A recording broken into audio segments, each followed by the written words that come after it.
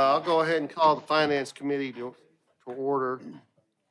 And first item on the Finance Committee's agenda is a resolution to settle a condemnation suit. And I'll turn that over to Ernest. Thank you. This is very similar to one that we had last month. It's on the Harbor Avenue Extension Project. Ernest, I'm sorry. Is Randall on Zoom Yes. with us? Yes. Okay. Sorry about that. That's okay. This is very similar to the Kilpatrick case that we had last month, similar in that it's a full taking their house and all their land.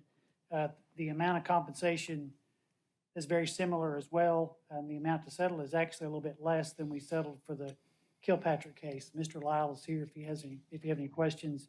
I put in the packet a copy of their appraisal and his settlement offer. So is that, the city's appraisal, is it off? I mean, I'm trying to figure out how we get the two different numbers that are so different on all of these cases. Well, sometimes it depends. On this one, I will tell you that this, what you didn't know in the Kilpatrick case was that appraisal had to be updated to the date of taking, which is when the order of possession is entered. And we actually waited after we filed these to get the order's possession, obviously get the property owners time to be ready to move. And in that last case, when we updated the appraisal, it actually increased the amount $50,000. And I would anticipate it would be fairly close on this one as well. It would be increased as much, probably close to that if it was updated as well. But So our original appraisal was the 445. 445. And they've offered to settle for 550, which I believe Kilpatrick was, it was around the same amount, but this one actually is a little bit less as far as additional compensation that they're requesting. Yeah, that's correct. The appraisals were very close. The Kilpatrick appraisal was a little higher.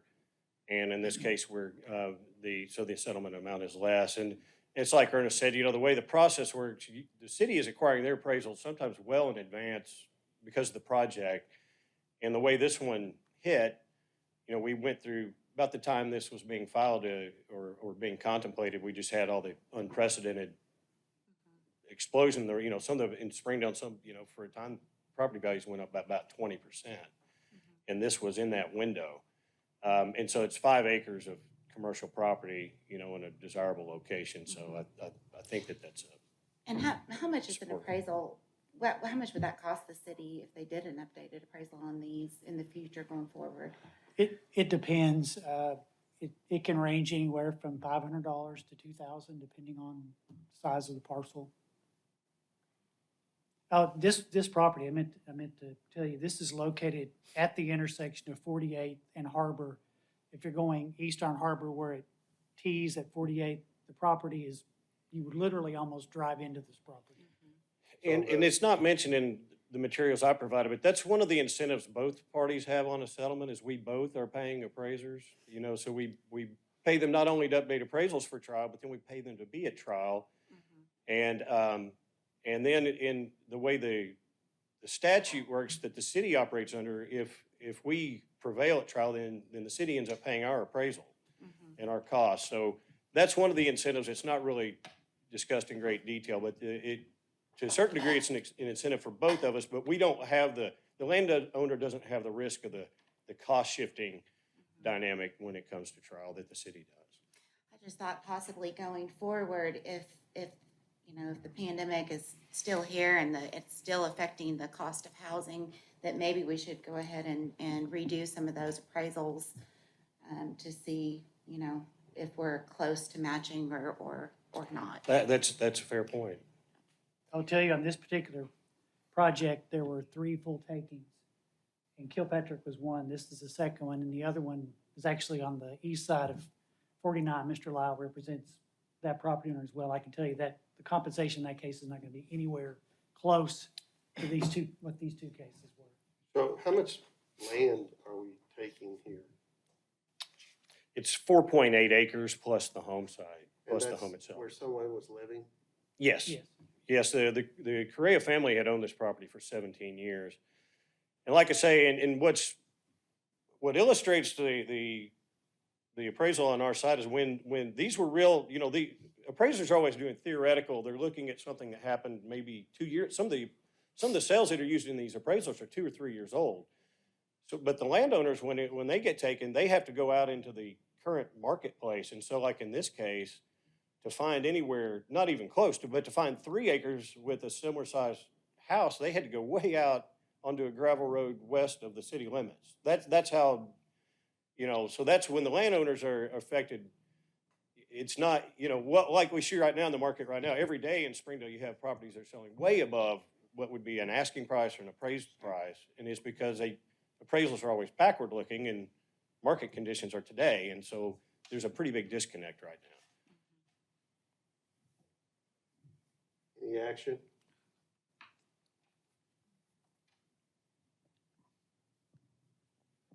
I move that this gets forwarded to council with a recommendation of approval. Second. Have a motion and a second to forward with this resolution, council with recommendation for approval. Is there any further discussion? If not, I got a point of clarity, just since we got another one coming up, it sounds like in the future. What was the difference between a federal taking and the state taking? There was some extra compensation somewhere. Oh, relocation expenses. If there had been federal funds involved, the property owner would have been entitled to relocation expenses, and we do not have that in Okay. our land acquisition policy. Yeah, and, I talked about that the first meeting. It is honestly, I think it's just an unfairness in the law. I mean, the city and sometimes the state, but a lot of times state takings, there are relocation assistance. And that's just the things that a landowner, they have to pack up their belongings. They have to move their belongings. They have to hire movers. They have to sell things. They have to go find a house. And what the federal system allows is it not only looks at the appraised value, but you have to go out, the city, or if you're getting federal money, you have to find available houses in the area on the market, not just what sold last month, but what's available today. And if there's a difference in valuation, then the federal government pays the difference. And so the hardship here is that we don't have that for city cases. And so all of those expenses are just borne by the landowner. is that a remedy in the lawsuit though for relocation? It's not. Not if it's just municipal funding. No. I mean, certainly he would use that probably in his closing argument. Yeah. You don't get an It comes instruction on it comes out, but they're not instructed on that, no. All right, so we have a motion and second to forward to council with recommendation for approval. Any further discussion? If not, all those in favor, please say aye. Aye. Any opposed, same sign. All right, Randall was an aye. Any opposed, same sign. Thank you. Thank you. And second item before the Finance Committee is the update on the downtown master plan. So Patsy, I'm not really clear, the 5 things that were added to the agenda, are those things we need to discuss during finance, or Well, they all go together in one packet. is that part of what you're gonna be doing right now? Right. And what I told you at the last meeting that we talked about this, that I'm working with 2 funding possibilities on the master plan update. And you have in that packet an offer from the Walton Family Foundation and from the Tyson Family Foundation for part of the cost of the master plan itself. So what the Walton Family Foundation is offering $63,000. And the Tyson Foundation is offering $33,000, and the resolution, excuse me, allows us to accept both of those grants, and then there would be a $34,000 fund need to be made available from the general fund to match those two, so that we have a $130,000 project. 100 of that goes to the consultant, which is H3 Studios, which is the one that did the original plan, and you have a copy of the contract in your packet as well, and it outlines the scope of services, what they're supposed to be doing. And then the other $30,000 is to do a enhanced community involvement plan that would allow us to work with the Downtown Springdale Alliance again, that we worked with the first time, to make sure we get our diverse community involved in this downtown master plan update. And the Walton Family Foundation was agreeable to pay the extra $30,000 to get that enhanced communication plan. So basically, the cost of the plan update itself is divided in thirds. The Tyson Foundation picks up the third, the Walton Family Foundation picks up the third, and the city picks up a third plus $1,000 to get to $100,000. And then the Walton Family Foundation is paying the additional $30,000 for the enhanced communication and outreach program that goes along with the master plan. If you'll remember last time, we had public meetings in the ACO, the old ACO building. We had a really good turnout. We're trying to enhance that this time. The Jones Center has used an enhanced communication plan, which is a little bit, somewhat similar to that. We're going to draw on those things that they have learned through that process to get the Hispanic and the Marshallese population involved in this update in the master plan. And really part of this update is to let everybody know what's happened.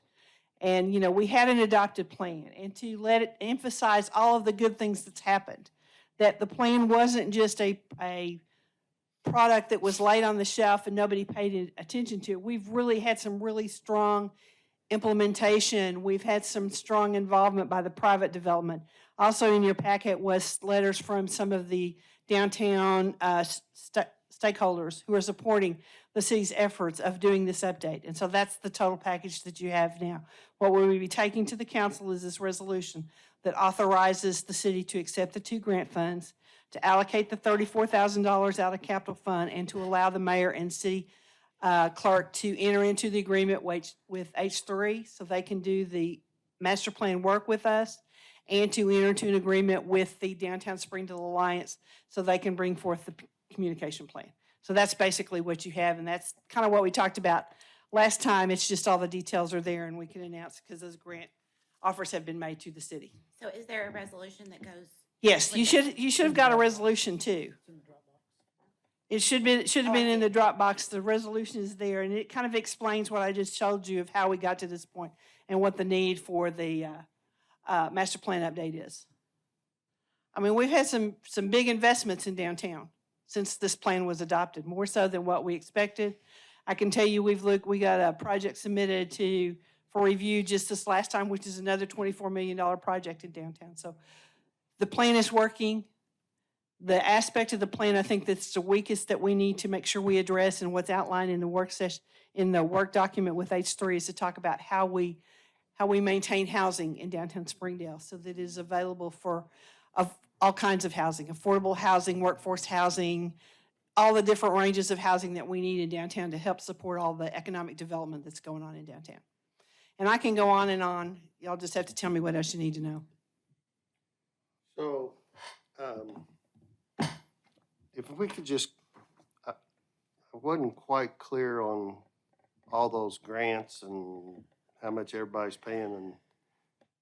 And Walton Foundation is granting $63,000.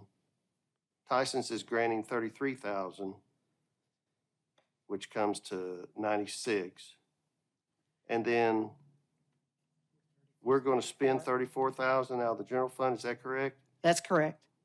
For a total amount, and this is in paragraph number 3 of the resolution, if anybody's following along, for a total amount of $130,000 for this downtown master plan, correct? Correct. Okay. Now, paragraph number 4, when we get into the H3 studio agreement, That contract is included in that packet. the 100, yeah, okay, Right. I understand that. But Right. where's is this an additional 100,000 on top of the 130? No, that's an expenditure of the $130,000 you just put together Uh-huh. in grants in the city's portion. How we will be spending it will be $100,000 will go to H3 Okay, and $30,000 will go to the DSA for those elements of the study. We got for it. what? For those elements of the study itself and the communication plan is what DSA will do. Now, I thought you said, and I got lost a bit, you said something about Walton's are granting 63, Tyson's granting 33, and then you said something about Walton's agreeing to pay another 30,000 for something. Okay, the total amount of the plan update itself is $100,000 to H3. Right, That is being split 3 ways. Tyson Foundation, Walton Foundation, and the city. 33, 33, and 34. Okay. In addition to that, we're doing the enhanced communication plan, which is an additional $30,000 on top of that $100,000. And the Walton Family Foundation, in their grant to the city, covers all that cost. So all the city's cost on this entire project with the update and the communication plan is $34,000. Which will be going to H3. Yes, which will going to be H3. We're not paying any staff time. We're not paying any of that. All of that will be covered in our regular work schedule. DSA is getting paid for things that they're creating a website. They're doing translation of all the documents, so we have them in 3 languages. They are creating handout materials and maps and exhibits. That's what that $30,000 pays for. They're also looking at providing, when we have public events, some food to entice people to come down and look at the plan and get food. That really worked well for the Jones process they went through for their master plan update, so we included that in that. But all that expense is paid by the Walton grant. I'll make a motion that we forward it to council with a recommendation for approval. So I assume you're referring to the resolution that's in the packet, Yes. Correct, to forward that to Yes. council with a recommendation for approval. correct. Second. Have a motion and a second to forward the resolution that authorizes an update to the 2015 Downtown Master Plan and acceptance of grant funds. Is there any further discussion? Hearing none, all those in favor of the motion, please say aye. Any opposed, make the same sign. All right, thank you. We'll close the Finance Committee.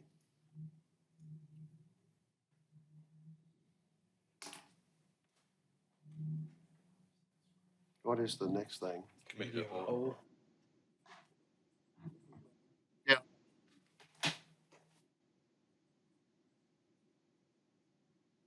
Mhm.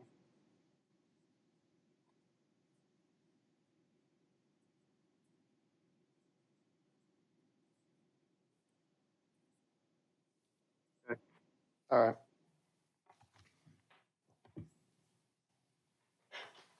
All right, thank you. We wanted to come give the council a brief update. A lot of things are happening in the community. A lot of growth is happening in areas where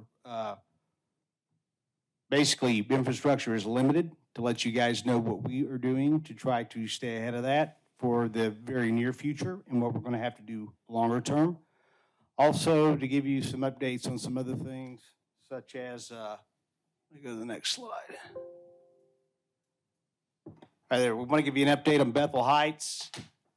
We talked about this already, infrastructure and growth, what the drivers are, a financial outlook, where we're at on what we presented to the council 2 years ago, I guess. I want to talk specifically and in some detail on the American Rescue Plan Act and monies that are available and monies that can be leveraged locally to turn those dollars into even more dollars, and make a request to the council for some funding in that respect, and I'll explain that in more detail. And then basically a summary and to answer some questions. First thing I want to talk about is Bethel Heights. There's basically 2 pieces to the Bethel Heights thing. First of all, we got that thing shut down in 30 days. We got a pipeline ran. That pipeline is still above the ground. Ultimately, it needs to be buried. But everything is fine. Environmentally, everything is okay. Everything is going to our wastewater plant. Those plants, for all intents and purposes, are shut down and non-operational, but they still got to be cleaned up. And so we have went to the Arkansas Natural Resources Commission and basically said, if you were going to give them $1 million and then loan monies at a very good rate to go to NACA, why can't Springdale be eligible for the $1 million, which is basically not a grant, it's called principal forgiveness money, but I'm going to call it free money for lack of an easy way to describe it, and then borrow for whatever other improvements we need in that area at about $2 million at 1%, which seems like a pretty good rate to me. And essentially, that funding we've started the process on it. That funding process has already started with ANRC. We have been approved by their commission to receive those monies. We just got to go through the administrative piece of that. And Charlie Hartwell and Mr. Kate are working together to work out the administrative piece of how those funds are funneled through the city to the water utility, and then how the water utility is then obligated to pay those funds back and not the city of Springdale when that time comes. And we may not spend all of it, but that is what we budgeted. We did all the work in-house with our staff and didn't hire a bunch of consulting engineers. So we've really made this very cost-effective cleanup. We have got to clean up those plants. There are tanks that got to be removed.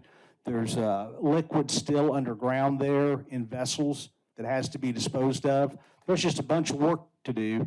And then at that point, we can come back to the city of Springdale and say, this is cleaned up, it meets all requirements, and you as a city can use it for whatever purpose you want. You can divest yourself of it, you can turn it into a park or whatever.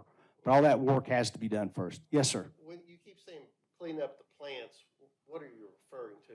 Well, underneath all those plants, there's What plants? there's two plants. I'm going to show you a picture real quick. Okay, so this is Bethel Heights area. So there's a north plant and a south plant. If you go to Forest Bowen Park, that's where the south plant is in Bethel Heights, the former Bethel Heights. If you go to the north plant, it is co-located or located next to the City Hall, old City Hall on Lincoln Street. So those plants, we basically took an 8-inch line, ran it to one of our sewers, and shut them off, valved it off. So everything flowing from those residences through that pressure sewer system then goes by gravity to the manholes and then to our wastewater plant. There is no longer sewage of any kind going out into those large fields, which they use for basically drip fields that were supposed to operate properly, but never, they probably did early on, but over the years, they were overloaded, and subsequently, it got into people's yards, people got upset, and we had a little thing called an election, and we ended up with the former city of Bethel Heights within our city limits. How big are those areas? I think the north plant's roughly 5 acres or so, maybe 6.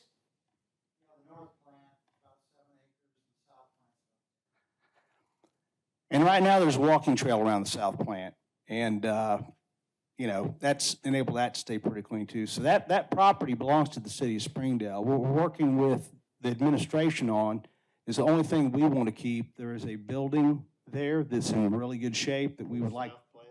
At the north plant, I'm sorry. At the north plant, there is a metal building there that we could put some response vehicles in and store some supplies that would serve those residences there, since they're a little bit different than the older parts of Springdale. They still have pressure sewer systems, pumps. Their sewer system, until such time we invest more money up there, will basically be what it is.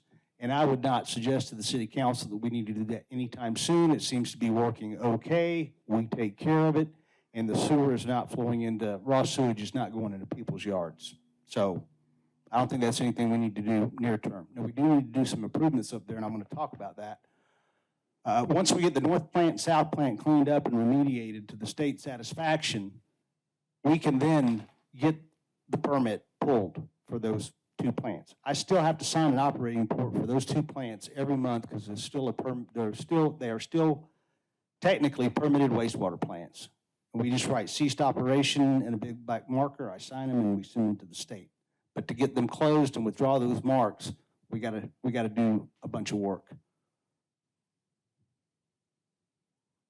If you look at this, here's one of the existing Bethel Heights treatment facilities. And this would be the south plant, I believe. And then we also have facilities up at the north plant. Right now, we have all the sewage that are going to these 2 locations is basically been captured and bypassed in some polyethylene pipe, and most of it is above ground. And right now, we're just paying people on a temporary easement sort of deal that's running across some farmers' fields.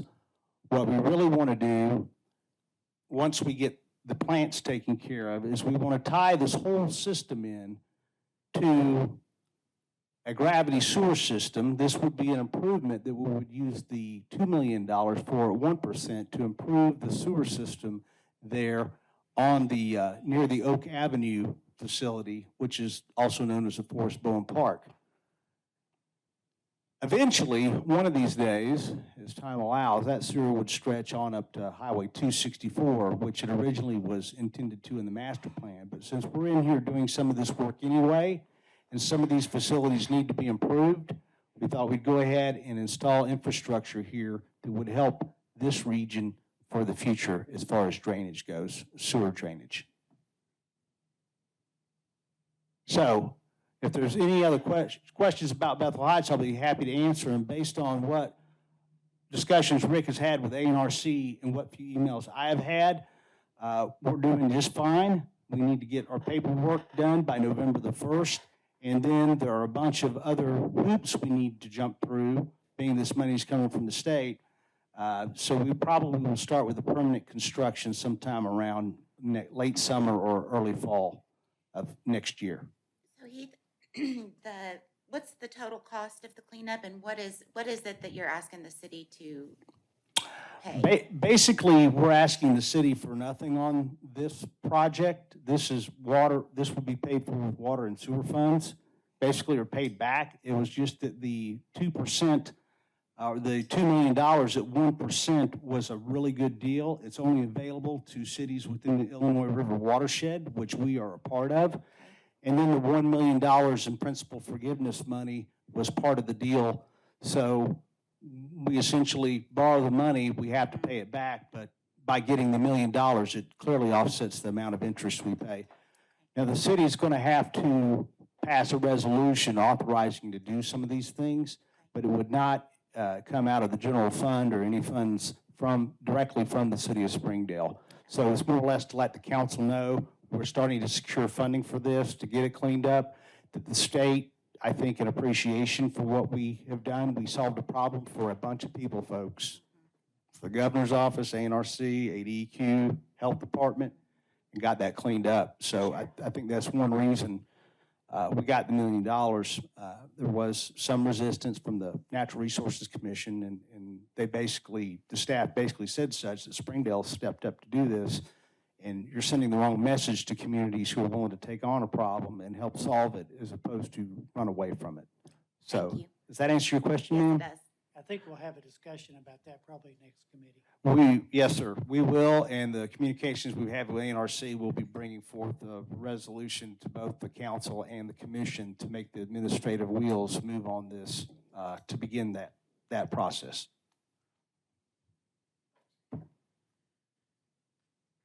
As Heath mentioned earlier, can you all hear me? Good. As Heath mentioned earlier, there's tremendous growth that's occurring here in the community. And in order to meet that growth, there's certain improvements that are going to be necessary for your water and wastewater systems. And kind of what I'm trying to do this evening is kind of go through some of those improvements that are necessary to meet that growth and talk about the costs that are involved in that endeavor. What I want to do is go through some of the population projections, talk about water and wastewater demand, and then some of the projects, as I mentioned, that are going to be required to accommodate that growth. This slide here represents water demand in the city of Springdale, as well as the other communities that the water department serves. As you know, we serve Springdale, Elm Springs, parts of Lowell, parts of Johnson, as well as parts of Benton and Washington County, those unincorporated areas. So if you look back at back in 2012, that service base was about 91,000 people. In 2018, that service base, of course, grew to about 100,000 folks. Our projections indicate that we're going to see about 120,000 folks in the population that is being served by the water system of the city of Springdale. Average demands that occur currently, now we're bumping already. Our average day last month in September was over 20 million gallons a day, average amount of water going out into the system. Max day demands are, 25 to 30 million gallons. 26 is really, what we've seen back in 2012. But these are statistical numbers, probabilities to see that. Biggest demand that we've ever seen is about 26, 27 million gallons. But as time goes by with more population, certainly maximum daily demands will go up. So that's kind of what you're seeing in your water system. Wastewater system, this is kind of a complicated graph, but existing demands that occur at the wastewater plant have been charted here in this blue line. As you can see, they're variable. It's based on a number of conditions.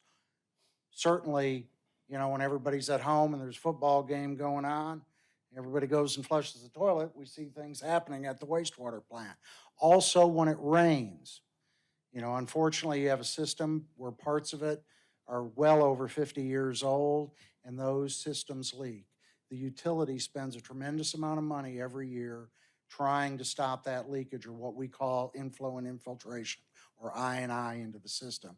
You can see flows hitting the plant 40 million gallons a day.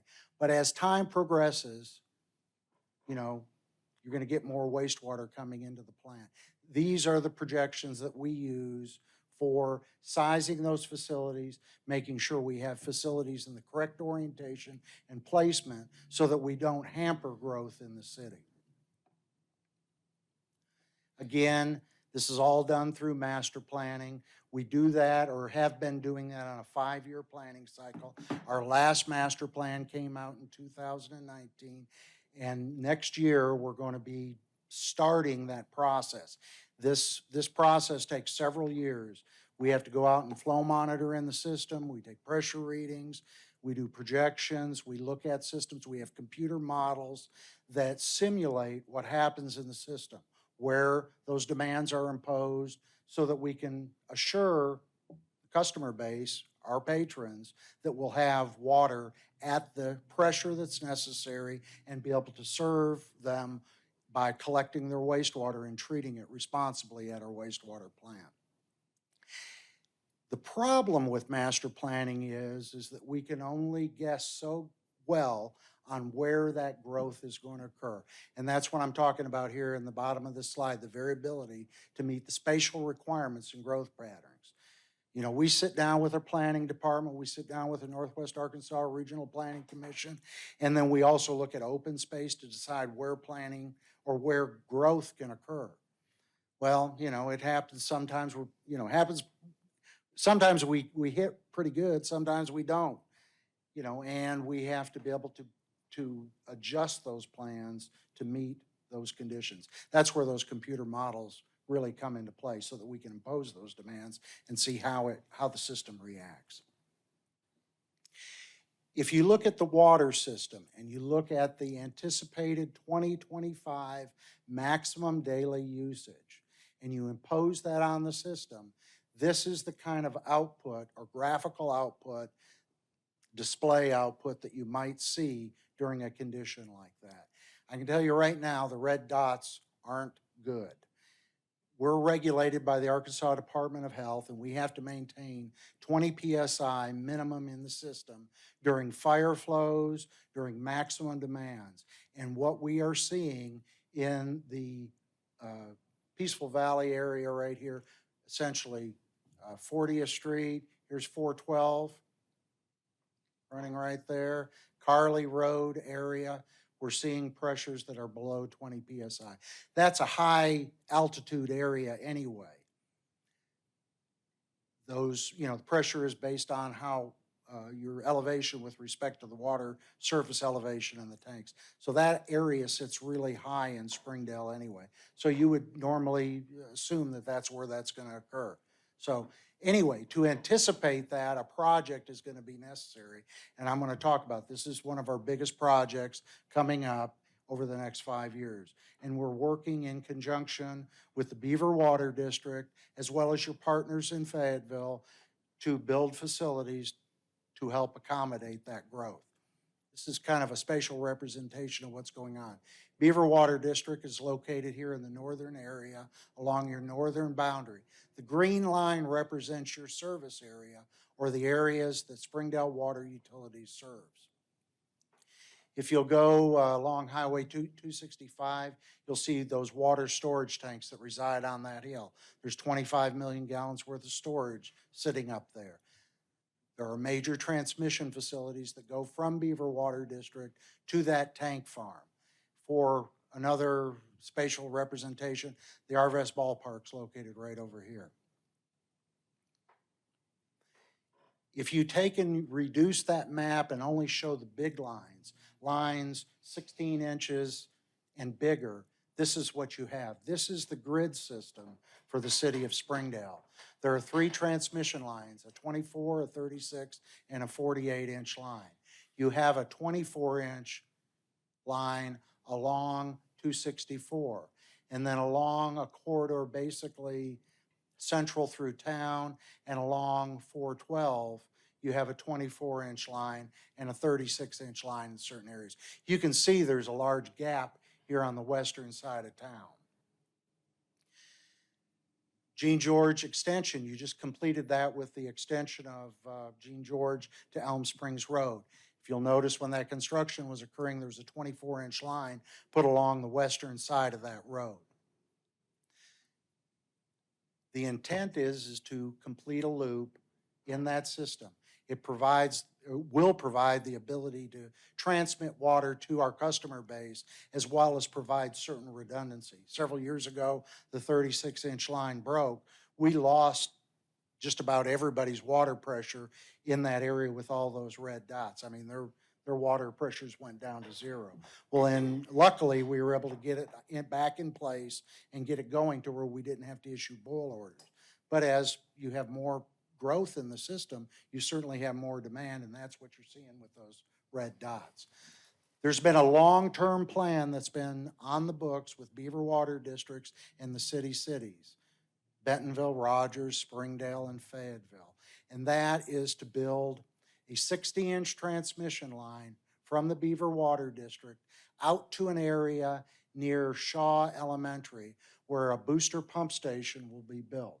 That facility will be put in place for, Rogers, Fayetteville, Springdale, so that all of the pipelines aren't basically in one area. You don't want all your eggs in one basket in case it drops. You don't want to put 2 48-inch water lines right next to each other, because if one springs a leak, it's going to damage the others.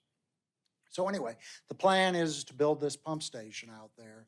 And in doing so, Springdale Water Utilities needs to make an interconnection with that system, create a 48-inch line from that location all the way to the intersection of Gene George Boulevard and Elm Springs Road. Also make an interconnection back in with this 24-inch line right here, and build a elevated water storage tank near the Nazarene Church at the intersection of Chapman and 40th Street, right there. The City of Springdale Water and Sewer Commission has owned a couple of acres behind that church for a number of years. So it's going to be a 120-foot tall water storage tank in that location. This is anticipated right now at about $40 million. So if you look at water system improvements, we have that project, which we call the West Side Water System Project. We also have another project, our Nob Hill Water Project, much smaller project in the $1 to $2 million range. We also work with your bond program in providing upsizing the lines when they're along corridors that you're widening the road. And there are, of course, other improvements that are going to be necessary to take water where it's needed. In the master plan now, this was in 2019, your capital improvements for the next 5 years in the water system were estimated between 27 plus 45, that's $72 million worth of improvements that'll be necessary.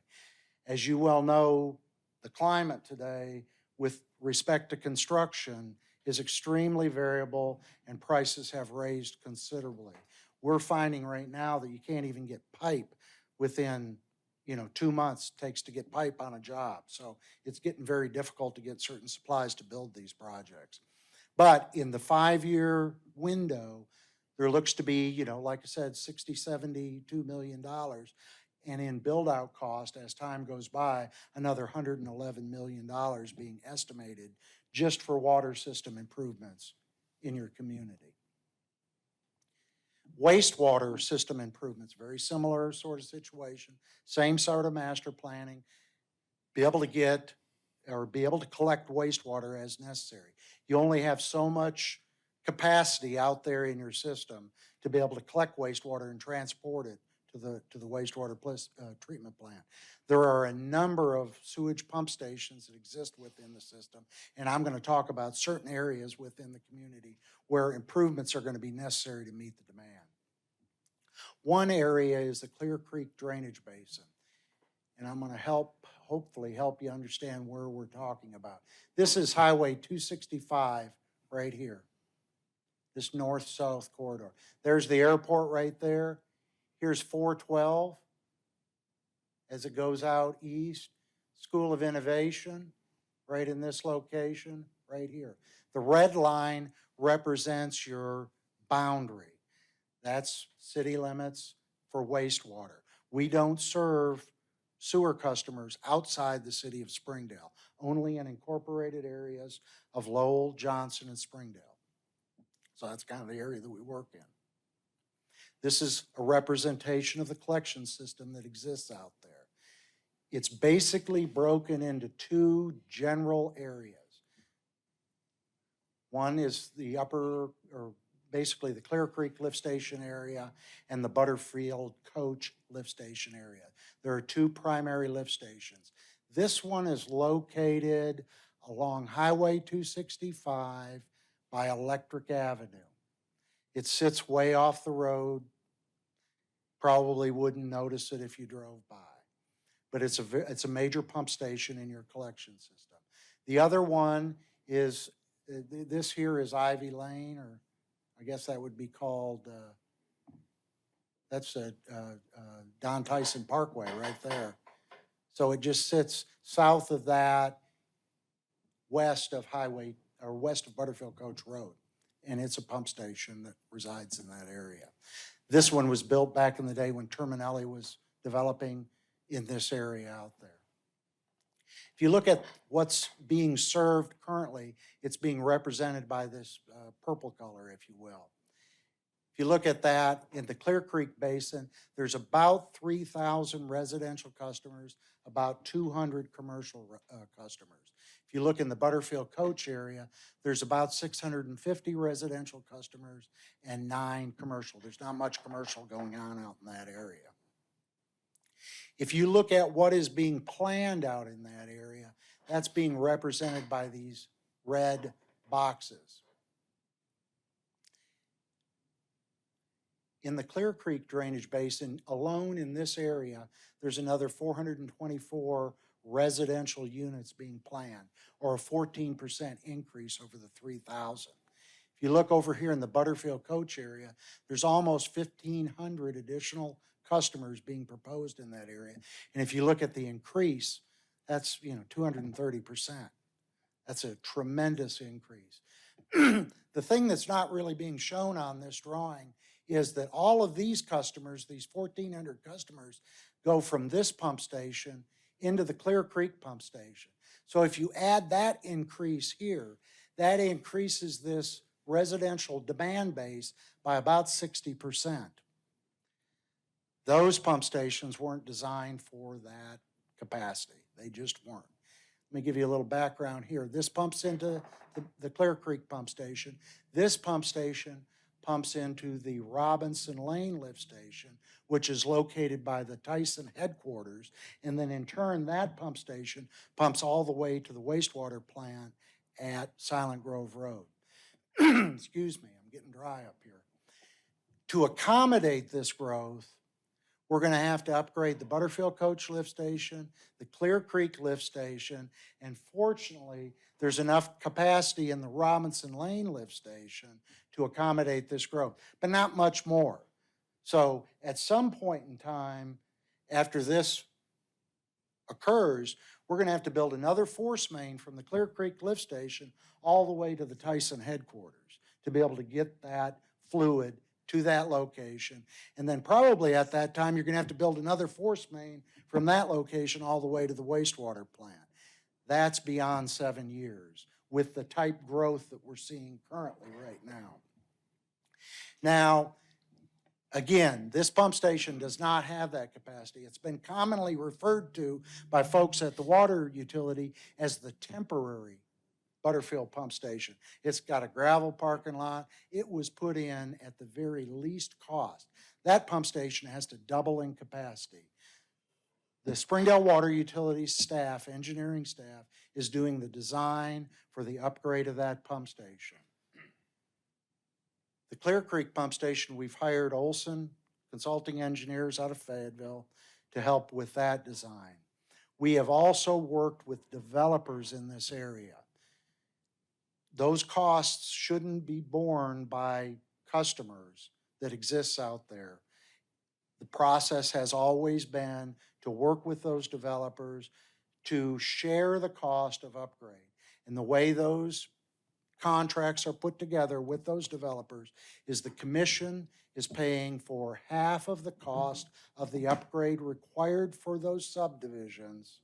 The developer is paying for the other half only for the portion that they are using.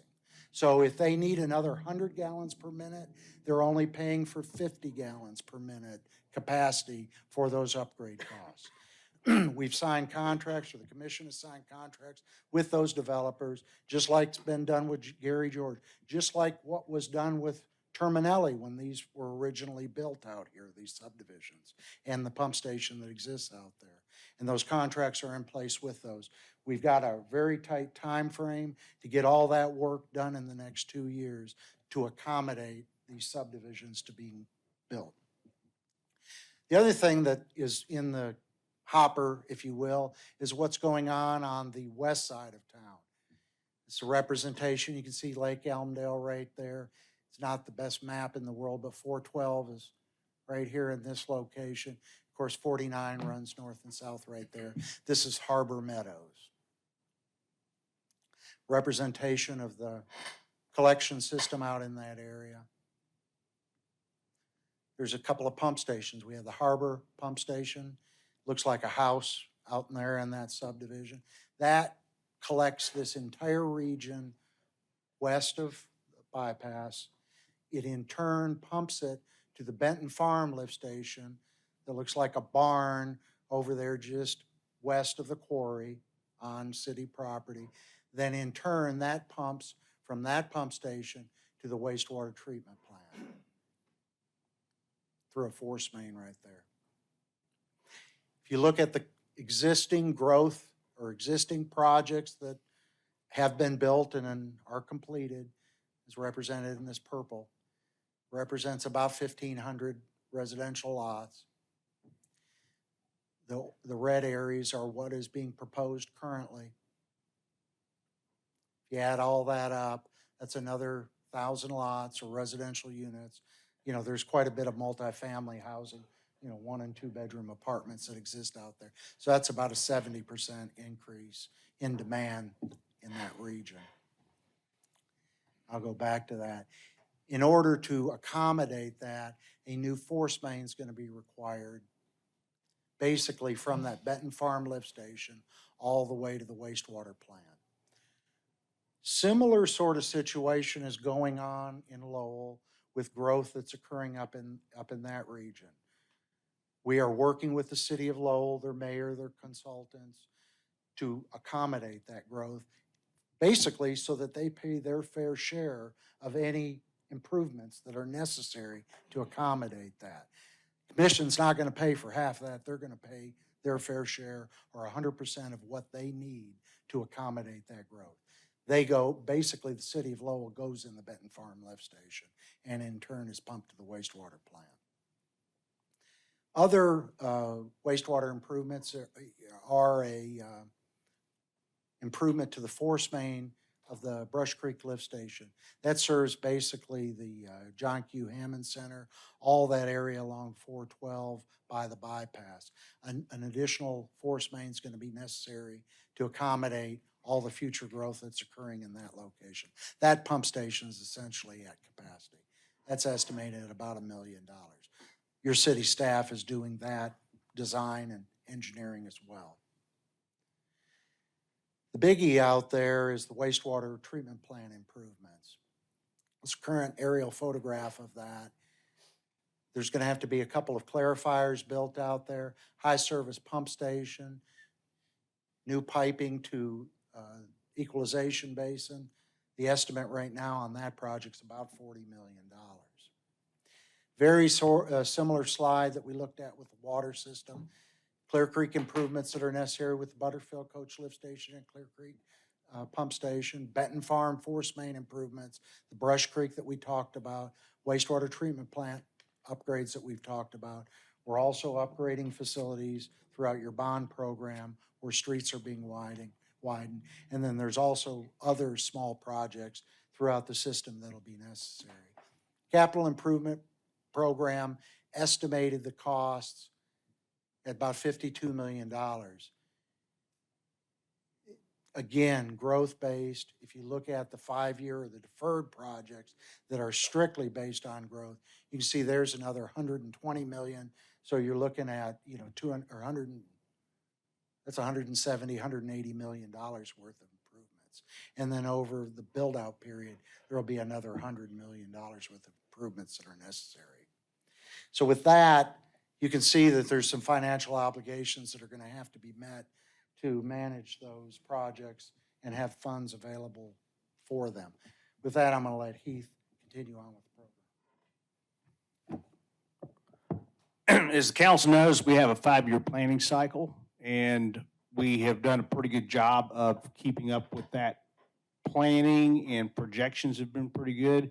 So I'm not here today to say we're not going to meet our projections. We are going to meet our projections, but like we told you 2 years ago, we predict that we will be pretty poor by 2025, and that does coincide with the time that we would come back normally to the council in 2024, 23, 24, and then make a request for a rate increase or a financial structure to finance these projects based on growth, based on master planning, based on the current situation and the best predictions that we have.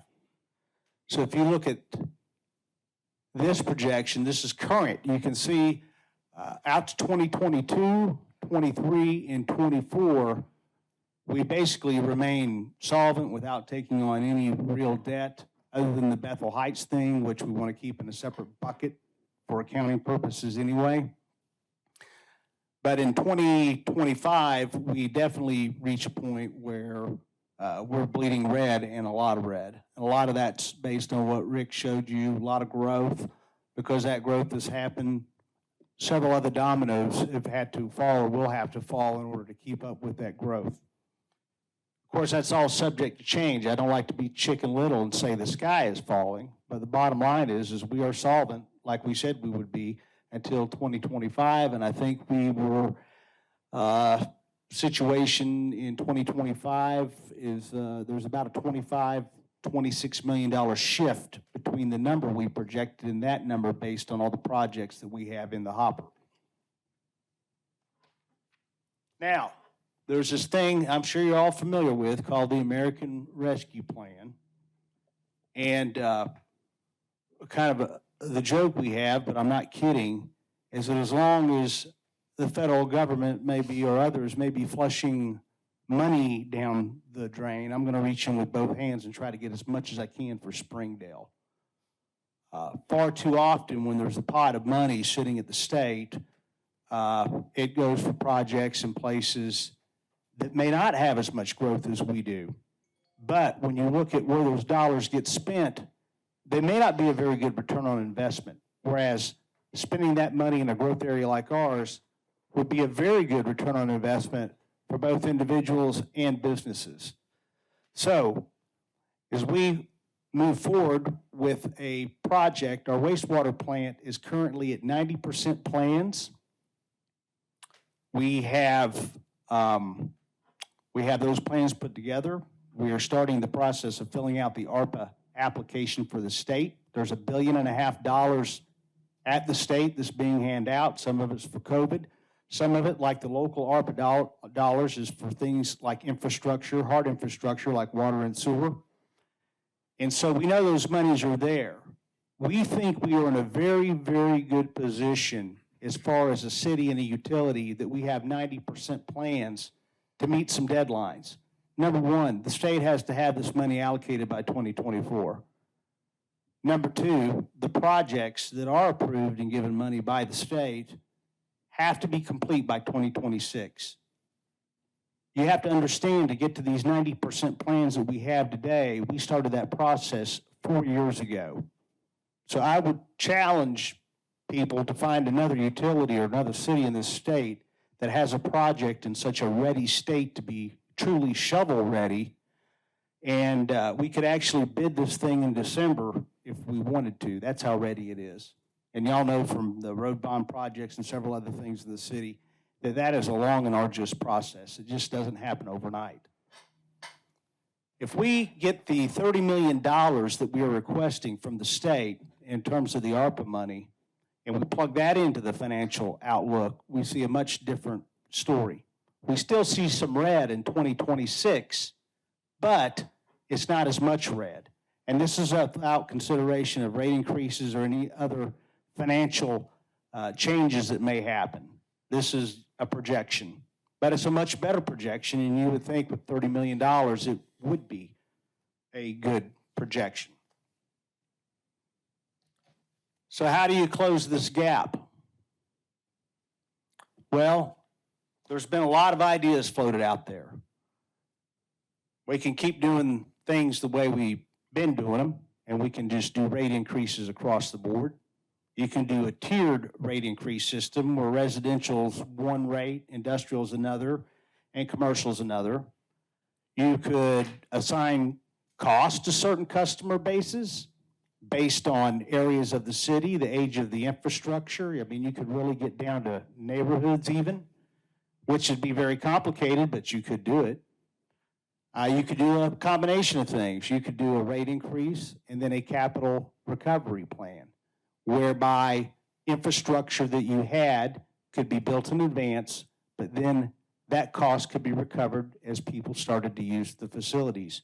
In other words, they would have to buy into those facilities. All of these things up here will take the council's approval. All of these will be decisions the council will have to make. So what are we doing? We put together an ad hoc group to look at options for the city. And we had several ideas come out. Some people like some of those ideas, some people don't, but we listened to them all. It got to the point where it looked like not much was happening or going to happen in the near future. So we went to the commission and interviewed a couple of professional firms that do these rate studies and had experience right here in Northwest Arkansas. And so what we are hoping is that what we think needs to happen for the future, and then what will be brought to the council for your consideration for the future, is to provide you 3 or 4 different options as far as what you think would be the best funding mechanism for the future for Springdale Water Utility. It could be any of these things or a combination of them. And it could be to do absolutely nothing. That's always an option too, but I think in a growth community like ours, we know that doing absolutely nothing is not the correct answer either. But this is a very complex question when you start talking about equity, when you start talking about fairness, when you're talking about should people in older parts of town pay the same as people in newer parts of town.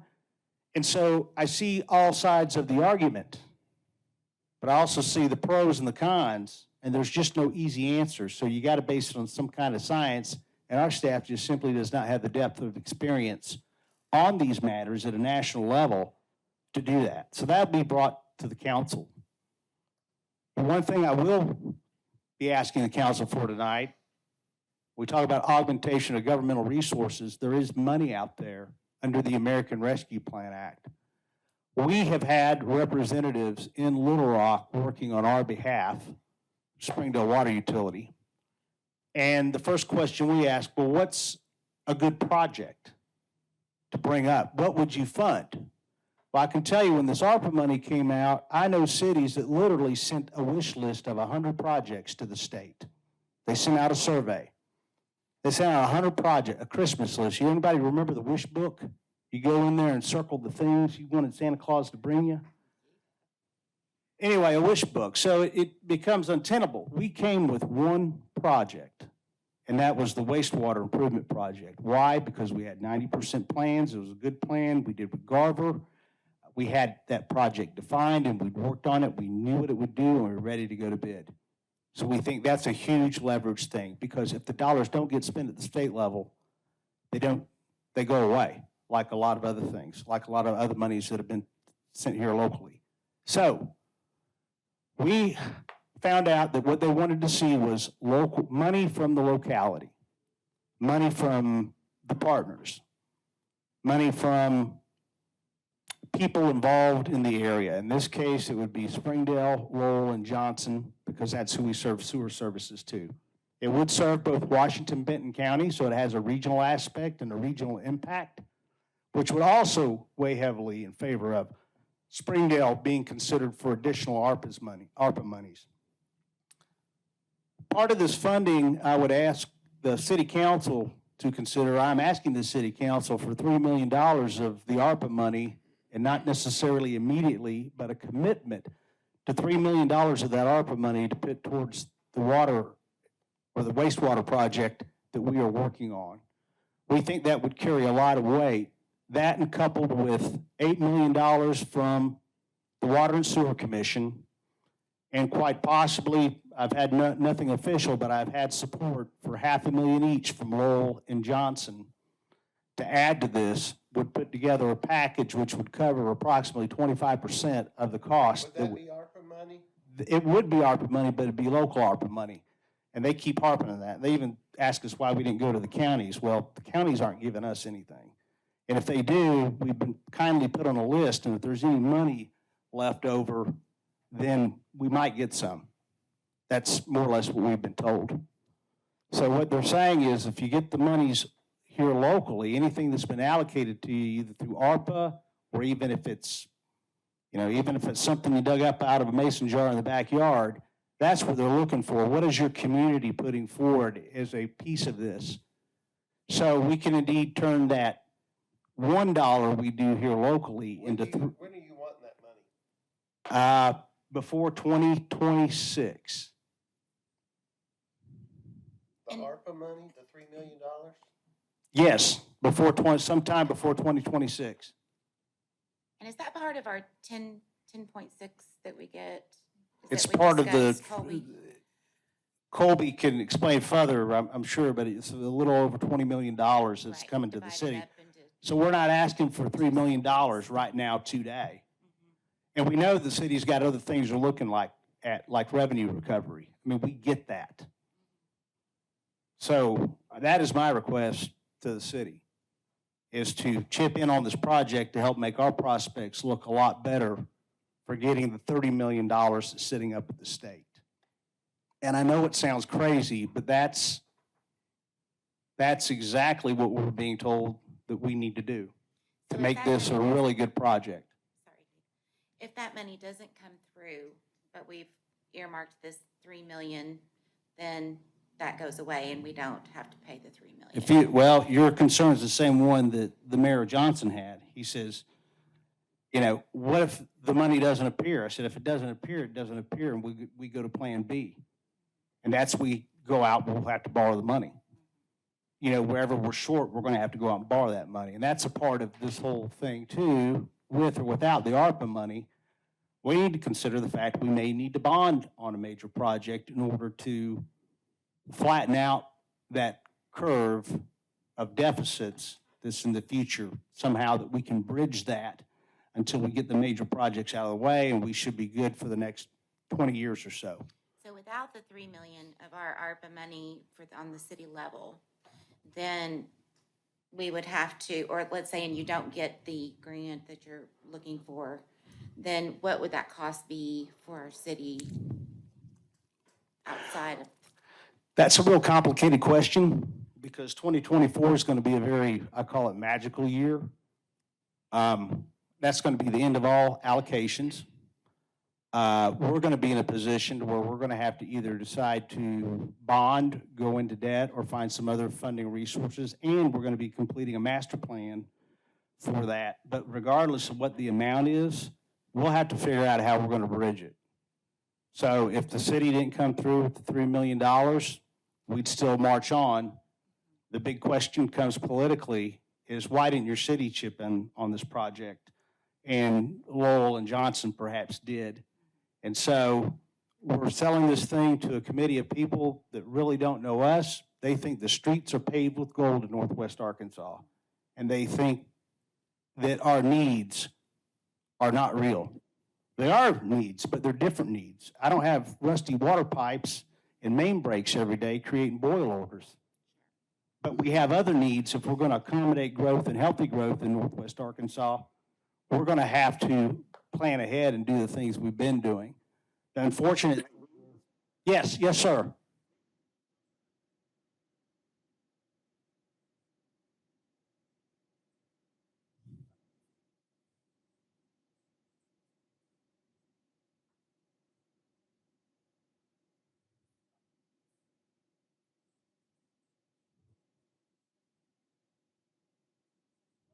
Right.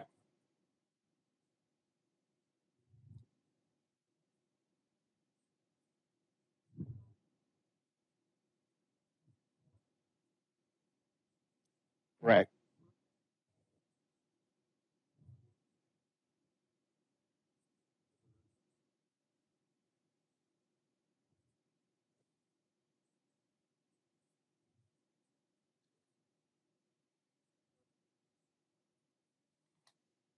That's correct. That was the goal right there.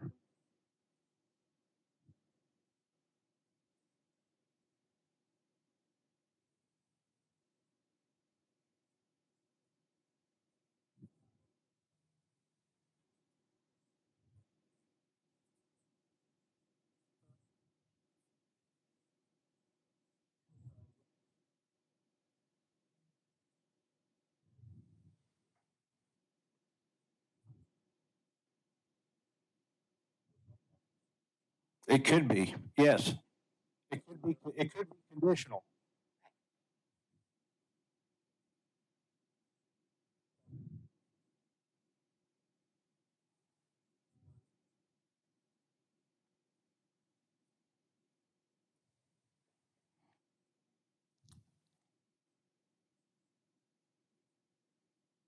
I think that we will see an answer on that sometime in the late winter, early spring, because they know the clock's ticking on them as well. And they know if they're sitting around waiting for the perfect projects to come up, then all of a sudden that allocation time expires. And then, all bets are off. They might be throwing it out the window and stuff. The key here is we have a real concrete and steel project. It's something people are going to be able to see, touch, and feel. And we can get it done before 2026. And I don't think there's many people that can say that. And so that's what makes it really attractive. So based on what I have been told, and this is unofficial, but this is why, we got folks on the ground looking out for our interest. I'm told that there will be probably a special committee set up, and the water and wastewater dollars will be put into a bucket, and that will be overseen by certain individuals that the governor and legislature agree to. And over here will be a broadband bucket, but I can't go to that bucket. And then there will be another bucket, might be a COVID bucket of some sort, or and there may be a fourth one they can spend the dollars on. But once they get that bucket set up, we're going to go ahead and send in our application to the full committee now, because we think we got a good project. We're told they will simply table it until this committee is officially announced, and then it would be forwarded to them. And at that time, they would make a decision on that funding or how much we would even get.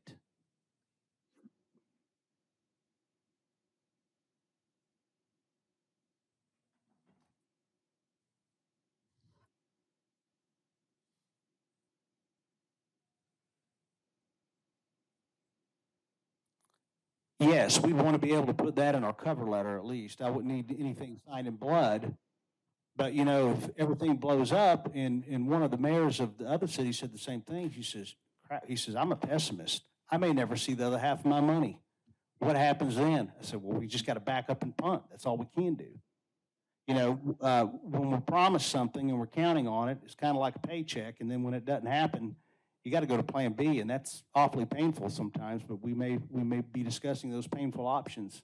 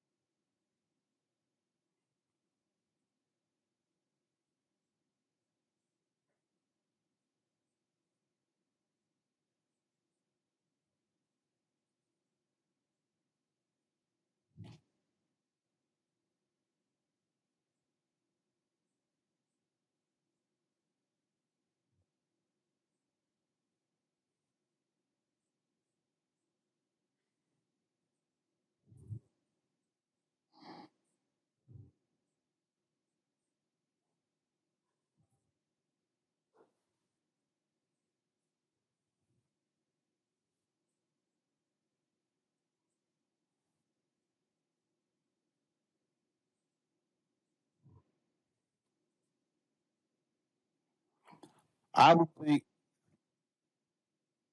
Mr. Mayor, I think we would probably need it sometime November timeframe. And the reason I say that, I think some decisions at the Capitol, based on the information I'm getting, will be made hopefully before the Christmas time, because once again, the reminder is the clock is ticking. And the longer they wait to allocate these monies, the less chance they're going to have of having successful placement of these windfall funds, or whatever you want to call them, and have them actually go to work in the state. And, you know, and if we fall short, our plan is to go back and say, hey, if you give me half of it, I'd like to reserve the privilege, or whatever you want to call it, to come back when you're about to run out of time and grab some more if you can't find some worthy candidates out there. And there's nothing wrong with going back to the well. And there's also some other projects, like one of these force mains, $5 million. Maybe if we're approved for that first tranche of money, we can offset the funding shortage by asking for a $5 million project, or maybe even a couple of $3 or $4 million projects to help get those. I just think they're going to have a tough time finding real projects that can get done in time. And I hate to say, you know, I'm betting on someone else not doing anything, but we're betting on other people that haven't really done anything. So.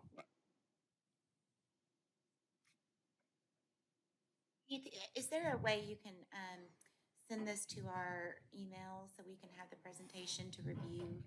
Absolutely, and I can send you some more information, include the link to the committee's link is informational. It really doesn't tell you much else. Most of what the committee, the one that's there now, they don't have these subcommittees or these committees broken up. They've mostly dished out money for ICU and traveling nurses and stuff like that. There's been I think we'll probably be one of the first real infrastructure projects that goes up to Little Rock, or down to Little Rock. I hope that it all works out. So just send me that and we'll. Yes, ma'am. Use that when it comes back before us. So with that, and I knew that'd probably garner a good bit of the discussion. In summary, we wanted you guys just to know where we were at on the management of Bethel Heights, because people ask, and it's obviously part of our city now. A little bit about our projects, our rate structure study that's being done right now by a third party. We anticipate that will be take about 8 to 10 months, and then we will report that back to the council and the public and look at the options. We've looked at the long-term financial plan. We've talked about the $3 million in ARP funding from the city to be coupled with other funding sources. And our master planning, the rate study, and strategic planning are on target to be presented in early or late 2024 on schedule. But that will be a year that we, as a community, as a council, and as a utility, will have to make some very critical decisions one way or the other. And I haven't mentioned inflation too much, but it is one reason these project costs have went up is there's been a little bit of craziness on on pricing and projections from 3 years ago when we first put this together. So I'll be happy to entertain any more questions, and thank you for your questions. And thank you, Mr. Mayor, for your questions as well. Thank you.